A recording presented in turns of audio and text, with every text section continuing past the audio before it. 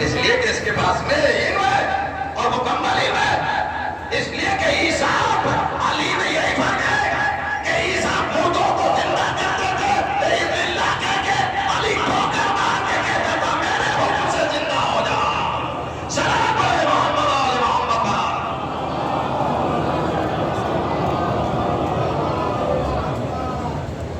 تو یہ کتاب کا علم ذرا سا بھی اگر کسی کو مل جائے اس کا کمال ہی ہے۔ یہ جو کتاب ہے نا، اس کا اگر ذرا سا بھی علم کسی کو مل جائے تو اس کتاب کے لیے اللہ کیا کرا، اِنَّا نَحْنُ سورہ الحجر 15واں سورہ 14واں پارہ آیت نمبر 9، اِنَّا نَحْنُ نَزَّلْنَا الذِّکْرَ وَإِنَّا لَهُ لَحَافِظُونَ۔ ہم ہی نے اس ذکر کو نازل کیا ہے، ہم اس کے محافظ ہیں۔ یہ جو آج مٹانے کی ناکام کاوشیں اور کوششیں کر رہے ہیں، یہ پہلے سے کوششیں ہوتی رہی ہے لیکن مٹانے والے مٹتے چلے گئے۔ قرآن بھی باقی ہے اور ان کا بارش بھی باقی ہے۔ نہ قرآن مٹا سکے ہیں یہ نہ بارش قرآن مٹا سکے، چونکہ آئے دن آپ سنتے ہیں کہ قرآن کی بے حرمتی کی جا رہی ہے، قرآن کو جو ہے وہ جلایا جا رہا ہے، کبھی سوڈان میں جلایا جا رہا ہے، اور ابھی آپ اس سے پہلے دیکھیں ڈنمارک میں جلایا گیا قرآن مجید۔ تو یہ اب اچھا یہ جو ابھی حال ہی میں جو قرآن کو جلانے کے لیے وہ ملعون جو قرآن مجید کو ہاتھ میں لیے ہوئے تھا، تو آپ نے دیکھا ہوگا کہ اس کے ایک ہاتھ میں قرآن تھا اور ایک ہاتھ میں ایک تصویر تھی، ایک تصویر بھی لیے ہوئے تھا۔ وہ کس کی تصویر تھی؟ آیت اللہ خامنہ کی۔ ارے بھائی یہ قرآن جلا رہا ہے، جو ٹھیکیدار ہیں حرمین کے ان کی تصویر لینی چاہیے تھی۔ ارے کسی کے جو بادشاہ کی تصویر رکھنی چاہیے تھی۔ کتنے ممالک ہیں اسلامی، کسی بادشاہ کی تصویر لے لیتے، خانہ کعبہ کی تصویر نہیں لی اس نے۔ میں دیکھیں آپ غور کریں، اس نے شاہ فہد کی اس کی تصویر نہیں لی ہے، عرب کے بادشاہ کی، کسی بھی اسلامک ملک کے سربراہ کی تصویر نہیں لی۔ یہ خامنہ صاحب کی ہاتھ میں، ایک ہاتھ میں خامنہ صاحب کی تصویر ہے، ایک ہاتھ میں قرآن کی تصویر ہے۔ بھئی یہ تصویر کیوں لیے ہوئے؟ اسے پتا ہے کہ 14 صدیوں سے جب بھی قرآن کی مخالفت ہوئی ہے تو یا تو علی مولا ہے یا علی والی مولا ہے، یا تو علی مولا ہے یا اولاد علی یا علی والے مولا ہے۔ اس لیے اسے پتا تھا کہ اس سے پہلے بھی سلمان رشدی نے قرآن میں خلاف پروپیگنڈا کیا اور ایک شیطانی آیات لکھی تو کوئی نہیں بولا، ایک ایران کا پورا مجاہد اٹھا کہ جس کی سفید ریش تھی، جس کے سر پہ کالا عمامہ تھا، جس کے دوش پر کالی ندا تھی، اور اس نے ایک مرتبہ باب ہند سے علم لے کے یہ اعلان کر دیا کہ جس نے قرآن کی بے حرمتی کی ہے وہ واجب القتل ہے، واجب القتل ہے، اور فتویٰ ایسا دیا کہ اسے زندگی بچانی دبر ہو گئی، جان بچاتا پھر آیا آج کہ 40 کتنے سال 40 سال ہو گئے، لیکن آج بھی وہ آرام سے گھوم نہیں سکتا۔ ارے بھائی کیوں نہیں گھوم سکتا؟ کہا خمینی صاحب نے فتویٰ دیا تھا، کہا مفتی تو چلا گیا، کہا نہیں فتویٰ زندہ ہے۔ میں دیکھے آپ اور کریں گے نا، فتویٰ زندہ ہے تو انہیں بھی پتا ہے کہ اگر قرآن کی مخالفت کریں گے تو کوئی بولے یا نہ بولے لیکن علی والے ضرور بولیں گے۔ سلام علی محمد آل محمد۔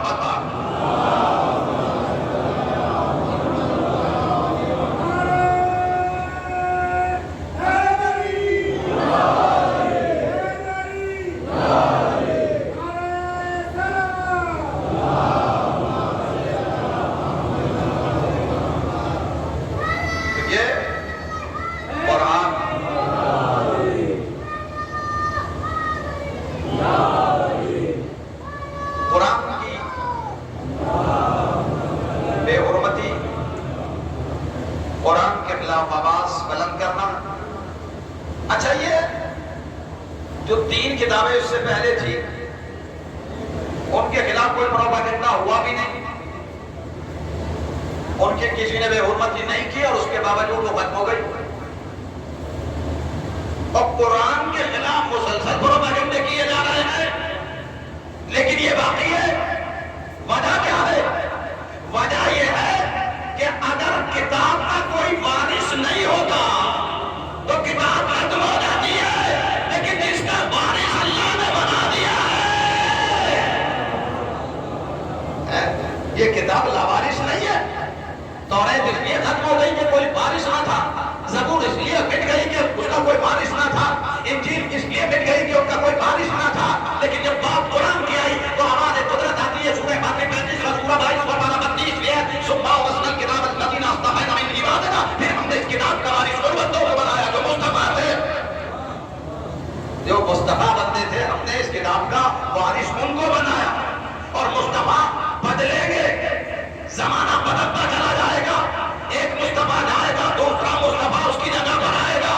بھائی قرآن نے ان سب کو مصطفیٰ کہا ہے، مصطفیٰ نے ان سب کو محمد کہہ دیا ہے. یہ وارث ہے، قرآن کہہ رہا ہے ہم نے قرآن کا وارث مصطفیٰ بندوں کو بنایا، لہذا قرآن باقی رہے گا اس لیے کہ اس کا وارث ہے، اس کا وارث ہے. اچھا یہ صرف قرآن کے وارث نہیں ہے، خود محمد مصطفیٰ کے بھی وارث ہے. چونکہ اس دور میں بھی یہ بات ہوئی کہ نبی کریم کا وارث اصحاب ہیں یا اہل بیت ہیں. یہ سوال اس وقت بھی اٹھا تھا کہ نبی کے وارث اصحاب ہیں یا اہل بیت ہیں. دیکھیے وارث کا اگر زندگی میں نہ پتا چلے تو مرنے کے بعد پتا چل جاتا ہے. ہمارے یہاں بھی ہندوستان میں اگر کوئی ایکسیڈنٹ ہو جائے تو ڈیڈ باڈی کے لیے وارث کا انتظار کیا جاتا ہے. بھئی یہ ڈیڈ باڈی کسے دی جائے گی کہ جو اس کا وارث ہوگا؟ بھئی میت کسے دی جائے گی؟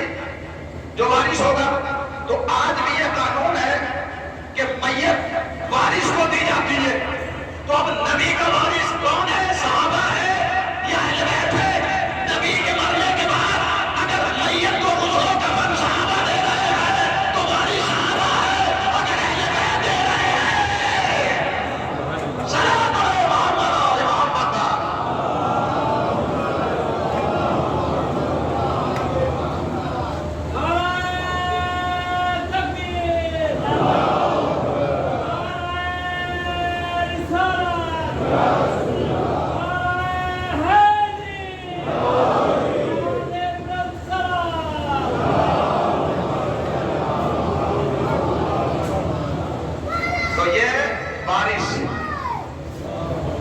قرآن کا وارث، وارث قرآن اہل بیت ہے، وارث محمد اہل بیت ہے.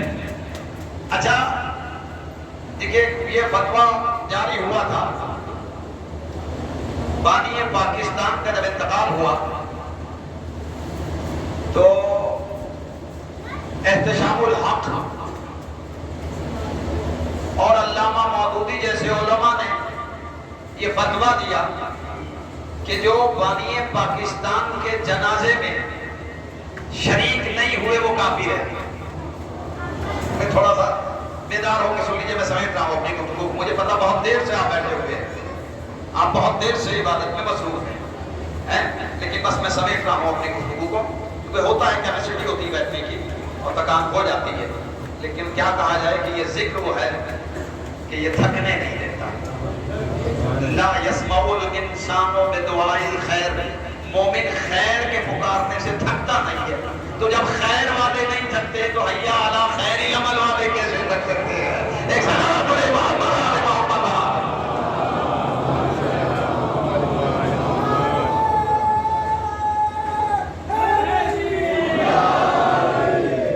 بس سمیٹتے ہوئے گفتگو کو میں آپ کی سماعتوں کے کشکول میں یہ کلمات ڈالنا چاہتا ہوں کہ اعلان کیا کر دیا گیا کہ جو بانی مملکت اسلامیہ کا جو بانی ہے، جس نے اسلامک حکومت کی فاؤنڈیشن رکھی ہے، اس کے جنازے میں جو شریک نہیں ہوئے وہ کافر ہے. یہ فتویٰ جاری کیا گیا ہے. مولانا احتشام الحق، علامہ مودودی جیسے بہت سے علماء نے مل کے یہ فتویٰ جاری کیا کہ انہوں نے اسلامی ملک کی بنیاد رکھی، لہذا جو ان کے جنازے میں شریک نہیں ہوئے وہ کافر ہے۔ میں کہوں گا مولانا احتشام الحق علامہ مودودی اپنے فتوے پر باقی رہنا، اپنے فتوے پر باقی رہنا، اپنے فتوے پر باقی رہنا۔ اگر اسلامک ملک کی بنیاد رکھنے والے کے جنازے میں شریک نہ ہونے والے کافر ہیں، تو اسلامی حکومت کو قائم کرنے والے کے جنازے میں شریک نہ ہونے والے سلام محمد علیہ محمد۔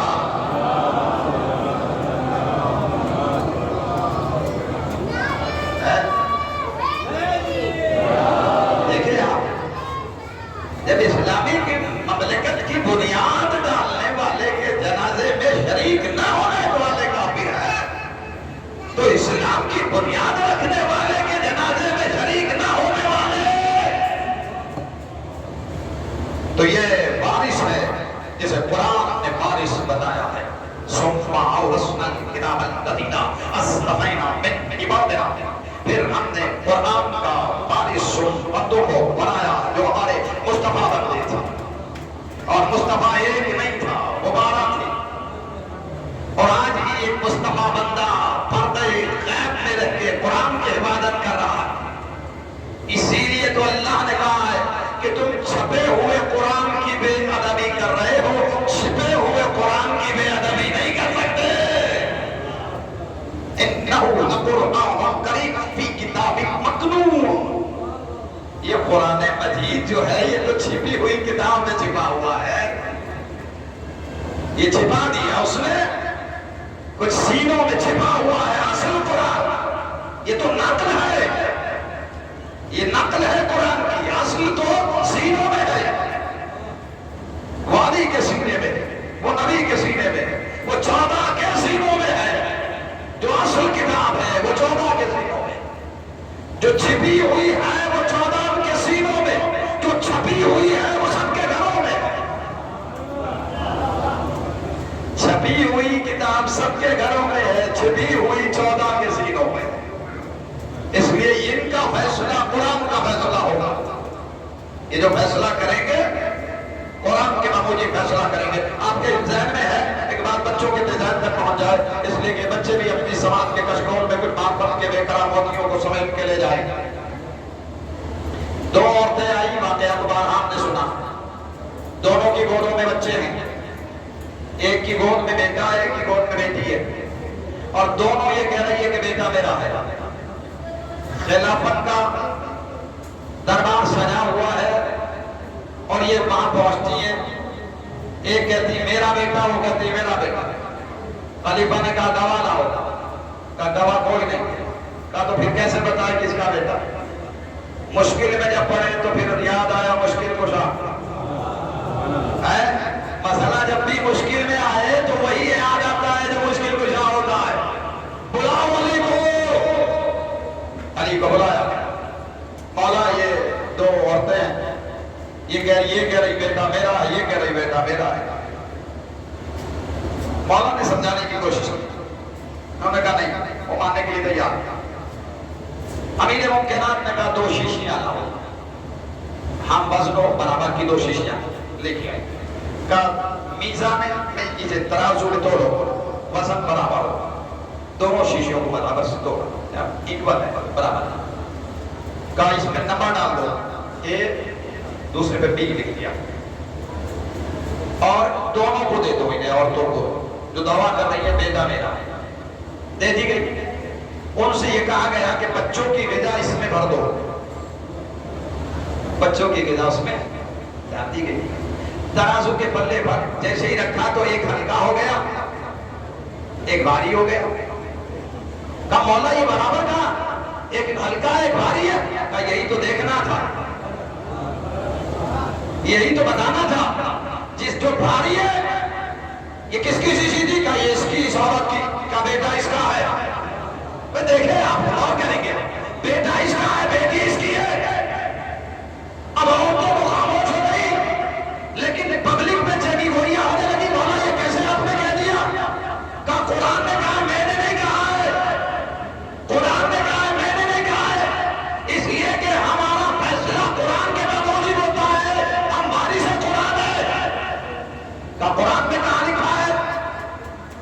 شیشے، کچھ لوگ شیشیاں تلاش کرنے لگے قرآن مجید میں، ایسے بھی تھے، انہوں نے کہا شیشیاں نہ ہی تلاش کرو، قرآن مجید میں دیکھو سورہ مائدہ میں، قرآن مجید کا پاک میں سورہ 6 اور اس کی آیت نمبر 276 میں دیکھو اللہ نے لکھا کہ لِلذَّكَرِ مِثْلُ حَظِّ الْأُنثَيَّيْنِ، مرد کا دوہرا حصہ ہوتا ہے عورت کی بنسبت، لہذا یہ دوہرا حصہ غذا میں بھی اللہ نے رکھا ہے۔ اب سمجھ میں آیا، اور یہ کہا کہ اگر علی نہ ہوتے تو ہم ہلاک ہو جاتے۔ صلاۃ علی محمد آل محمد۔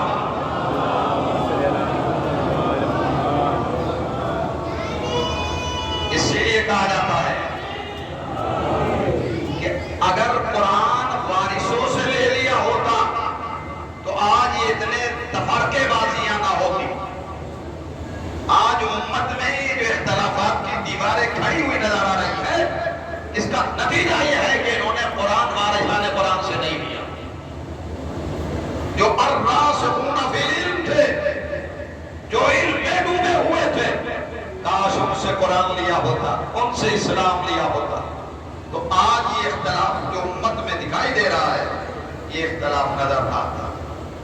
انہوں نے ہمیشہ فیصلے کیے قرآن کی روح سے۔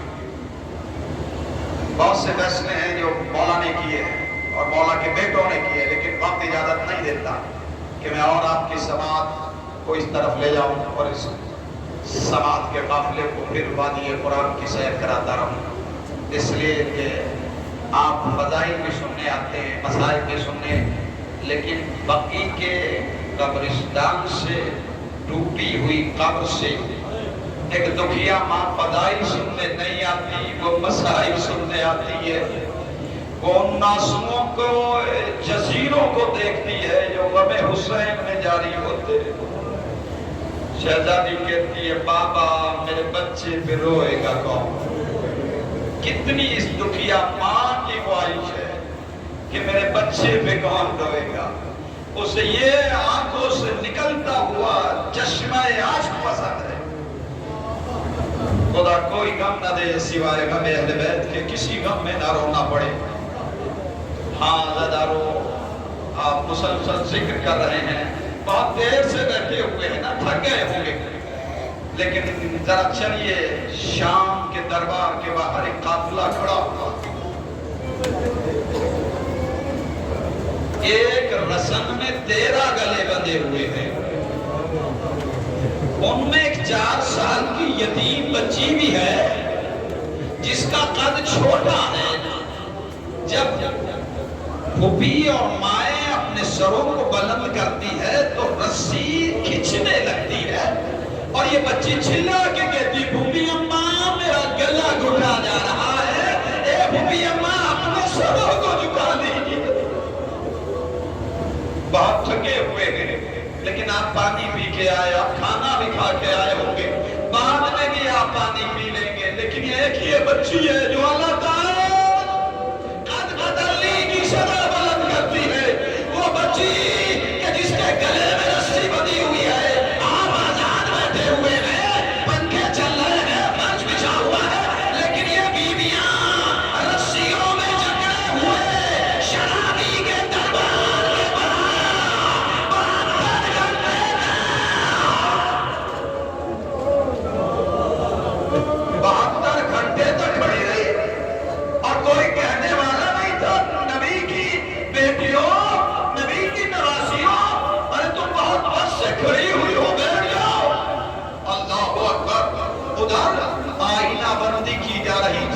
شرابی کا دربار سجایا جا رہا تھا۔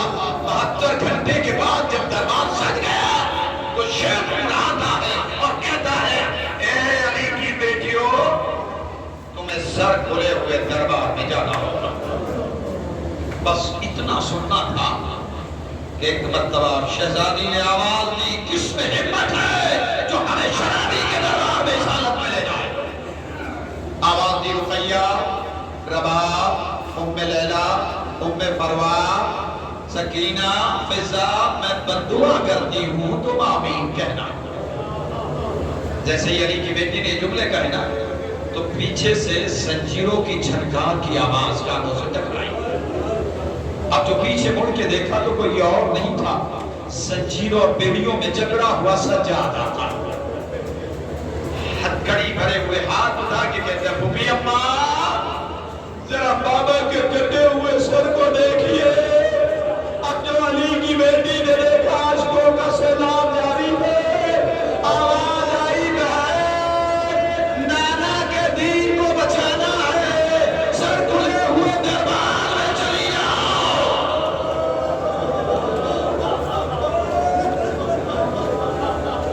بس علی کی بیٹیوں نے سر جھکائے، شرابی کے دربار میں داخل ہوئی. 900 کرسیاں پڑی ہوئی تھی جس پہ ایک کثیر مجمع تھا اور علی کی بیٹیوں کے سروں پہ چادریں گئی. ظالم نے ایک مرتبہ دیکھا سجاد کی طرف اور وہ کہتا ہے یہ کون ہے جو زنجیروں میں جکڑا ہوا ہے؟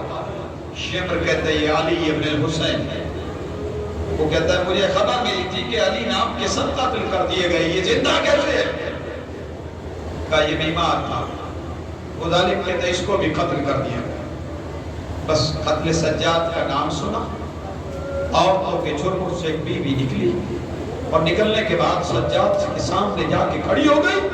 کہتی ہے کس میں جرات ہے کہ وہ زینب کے ہوتے ہوئے سجاد کو کوئی ہاتھ لگائے؟ یزید کہتا ہے یہ کون بیوی ہے؟ کہ یہ حسین کی غریب بہن زینب ہے. کا بھتیجے سے بڑی محبت ہے. شمر کہتا ہے ہم نے تو کربلا میں دیکھا ہے کہ جب اس کے بیٹوں کی لاشیں آئی ہیں تو اس نے گریہ نہیں کیا، لیکن اکبر کے سینے میں جب پرچی لگی تو یہ حسین سے پہلے علی اکبر کے لاشیں پہ جا کے لپٹ گئی. شمر کہتا ہے بڑی محبت ہے اپنے بھتیجوں سے. کہ اس کی پوچھ پہ گھوڑے لگائے جائے. بس اتنا سننا تھا کہ ایک سفید بال والی بی بی کمر جھکی ہوئی آگے بڑھے اور آگے بڑھنے کے بعد علی کی بیٹی زینب سے لپٹ کے کہتی ہے کس میں ہمت ہے کہ جا کے ہوتے ہوئے کوئی شہزادی کو ہاتھ لگائے. وہ کہتا ہے یہ کون بیوی ہے؟ کہ یہ ان کے گھر کی کنیز ہے فضا. کہ اس کی پوچھ پہ بھی دادیاں نے لگائے جائے. بس ادادارو پر روتے